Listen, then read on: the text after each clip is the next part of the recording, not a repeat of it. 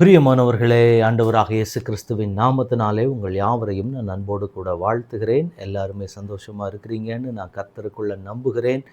ஆண்டவர் இன்றைக்கு நமக்கு சொல்லுகிறதான ஒரு வாக்குத்தத்தம் என்னவென்றால், வெளிப்படுத்தின விசேஷம் 3ஆம் அதிகாரத்தினுடைய 8ஆம் வசனம். உன் கிரியைகளை அறிந்திருக்கிறேன். உனக்கு கொஞ்சம் பலன் இருந்தும் நீ என் நாமத்தை மறுதலியாமல் என் வசனத்தை கைக்கொண்டபடியினாலே இதோ திறந்த வாசலை உனக்கு முன்பாக வைக்கிறேன், அதை ஒருவனும் பூட்ட மாட்டான். அல்லேலூயா! இந்த வார்த்தையை கேட்டுக்கொண்டிருக்கிற எனக்கு அன்பான தேவனுடைய பிள்ளைகளே, தேவனாகிய கர்த்தர் இந்த நாளிலே நம்மோடே கூட பேசுகிற ஒரு வார்த்தை என்னவென்றால், திறந்த வாசல் உங்களுக்கு முன்பதாக வைக்கப்படுகிறது.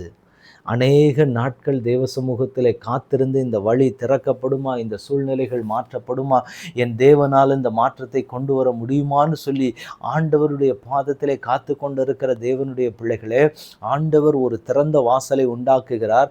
அதை ஒருவனும் பூட்ட முடியாதபடி இருக்கிறதான ஒரு வாசல். அப்போ அந்த வாசலை ஆண்டவர் திறக்கிறதுக்கான ரீசன் என்ன அப்படின்னா, உங்கள் கிரியைகளை தேவன் அறிந்திருக்கிறார். உங்களுக்கு கொஞ்சம் பலன் இருந்தும் நீ என் நாமத்தை மறுதலியாமல் வசனத்தை கை கொண்டபடியினாலே. ஆண்டவருடைய சமூகத்தில் பலவீனராய் இருந்து ஆண்டவருடைய வார்த்தையை நான் பற்றி பிடிக்கிறவனாய் நான் நிற்கிற பொழுது, அதுக்கு ஆண்டவர் கிஃப்டா என்ன கொடுக்கிறார் அப்படின்னா, ஒரு திறந்த வாசலை ஆண்டவர் கொடுக்கிறார்.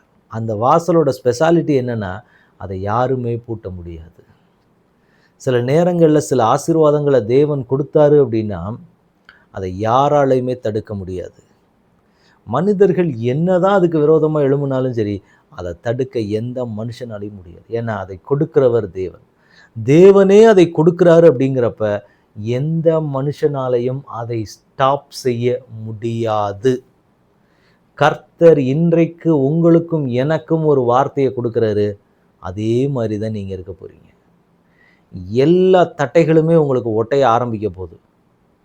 என்னென்ன வாசல் இதுவரைக்கும் உங்களுக்கு அடைச்சிருக்குதோ அந்த அடைச்ச வாசல்கள் எல்லாமே திறக்கும். ஆனால் திறந்த வாசலை எந்த மனுஷனாலையும் அதை பூட்ட முடியாது. அப்படி ஒரு வார்த்தை, அப்படி ஒரு வாசலை கர்த்தர் உங்களுக்கு கொடுக்க போறாரு. ஏன்னா நீங்கள் அவருடைய வார்த்தைக்கு காத்திருந்தீங்கல்ல. பலன் இல்லை, சூழ்நிலைகள் வித்தியாசமாக இருக்குது. கர்த்தர் நிறைவேற்றுவார்னு சொன்ன வார்த்தை நிறைவேறதுக்கான சூழ்நிலை இல்லைன்னு நினைச்சிங்கன்னா, இன்றைக்கு கர்த்தர் சொல்கிறாரு, ஒரு திறந்த வாசல் ரெடி ஆயிடுச்சு. ஒருத்தருமே அதை பூட்ட முடியாது. நீங்கள் தான் சந்தோஷமாக போய்கிட்டே இருப்பீங்க. அந்த பாதை உங்களை நன்மைக்கு நேராக கொண்டு போகும், ஆசீர்வாதத்துக்கு நேராக உங்களை கொண்டு போகும், மகிமைக்கு நேராக, சந்தோஷத்துக்கு நேராக, பலத்துக்கு நேராக உங்களை கொண்டு போகும். அப்படி ஒரு வாசலை கர்த்தரே உங்களுக்கு முன்னாடி வச்சுட்டாரு. எந்த மனுஷனாலே அதை என்ன செய்ய முடியாது, அடக்க முடியாது. ஏன்னா வசனம் சொல்லுகிறபடி, அதுக்கு முன்பாக இருக்கிற வசனம் சொல்லுகிறது, ஒருவரும் பூட்டக்கூடாதபடிக்கு திறக்கிறவரும் திறக்கக்கூடாதபடிக்கு பூட்டுகிறவருமானவருடைய கையில் இருந்து வர்ற ஒன்றை எந்த மனுஷனாலையும் தடுத்து நிறுத்த முடியாது. விரோதமாக எழும்புனாங்கன்னா அட்டி பயங்கரமாக விழுகும். கர்த்தர் செய்ய நினைத்தது ஒரு நாளும் தடைபடாது. எனவே ஆண்டவர் இன்றைக்கு உங்களுக்கு ஒரு வாக்கு கொடுக்குறாரு. திறந்த வாசல் ரெடி ஆயிருச்சுப்பா. பிரயாணம் பண்ண நீங்கள் ரெடியாக இருக்கிறீங்களா? அந்த பாதையில் போகிறதுக்கு நீங்கள் ரெடியாக இருக்கிறீங்களா? ஆண்டவர் இன்றைக்கு உங்களுக்கு ஒரு வாக்குத்தத்தத்தை கொடுக்குறாரு. சந்தோஷமாக அந்த திறந்த வாசலுக்குள்ளே போங்க. ஏன்னா நீங்கள் வார்த்தைக்காக காத்திருந்தீங்க. கொஞ்சம் பலன் இருந்தும் ஆண்டவரை விட்டுறாம ஆண்டவரை இறுக பற்றி பிடிச்சு கொண்டீங்கல்ல, அதுக்கு ஆண்டவர் கொடுக்கக்கூடிய கிஃப்ட். அல்லேலூயா! திறந்த வாசல் ரெடி ஆயிடுச்சு. சந்தோஷமாக அந்த பாதையில் போங்க. அந்த திறந்த வாசல் உங்களுக்கு முன்னாடி தான் நிற்கிது. சந்தோஷமாக அந்த பாதையில் போக போகிறீங்க. அதில் யாருமே அந்த வாசலை என்ன செய்ய முடியாது, திறக்கவே முடியாது. திறந்தாலும் பூட்ட யாராலையும் முடியாது. கர்த்தர் நினச்சாதான் சில வாசல் உங்கள் வாழ்க்கையில் திறக்கும். கர்த்தர் நினச்சா மட்டும்தான் சில வாசலை பூட்ட முடியும். இதை ஒவ்வொரு தேவனுடைய பிள்ளையும் புரிஞ்சுக்கணும். சில நேரங்களில் நாம் ஆண்டவரே எனக்கு வழி திறக்கப்படணும், எனக்கு வாசல் திறக்கப்படணும்னு நம்ம ஊக்கமாக ஜெபிச்சா கூட சில வாசல்கள் திறக்காது. ஆனால் நாம் எதிர்பார்த்திருக்கவே மாட்டோம், ஒரு வழி ஆட்டோமேட்டிக்காக நமக்கு திறக்கப்படும். இன்றைக்கி நம்ம ஆண்டவரிடத்தில் கேட்க போகிற ஒரு காரியம் என்ன அப்படின்னா, ஆண்டவரே எனக்காக நீங்கள் ஒரு வழியை திறக்க. நான் நிறைய வழியை எதிர்பார்த்தேன், அந்த வழியெல்லாம் அடைச்சிருச்சு. அந்த வழிக்கு எல்லாத்துக்கும் நான் ரொம்ப காலம் போராடினேன். அந்த போராட்டங்கள் எல்லாம் ஒரு குறிப்பிட்ட ஸ்டேஜுக்கு மேலே இல்லை. அந்த வார்த்தைகள், அந்த இது எல்லாமே ஒரு குறிப்பிட்ட ஸ்டேஜுக்கு மேலே எல்லாமே போயிடுச்சு.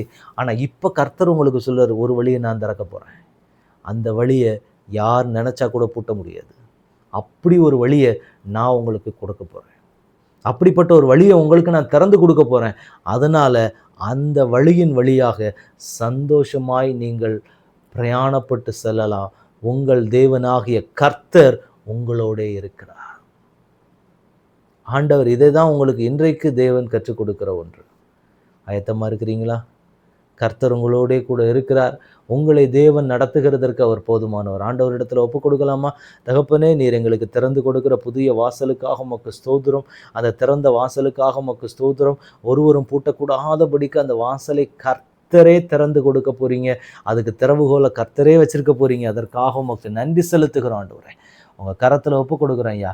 இன்னுமாய் உமக்குள்ள உங்களுடைய வார்த்தைக்கு கீழ்ப்படுகிற பலனையும் ஞானத்தையும் அறிவையும் சத்துவத்தையும் கொடுத்து நடத்தும்படி அப்படியே எங்களை உங்கள் பாதத்தில் ஒப்பு கொடுக்குறோம். பரலோகத்தின் தெய்வங்களை ஆளுகை செய்யுங்க, வழி நடத்துங்க. இயேசு கிறிஸ்துவின் நாமத்தில் ஜெபம் கேளும் எங்கள் நல்ல பிதாவே. ஆமேன், ஆமேன், ஆமேன்.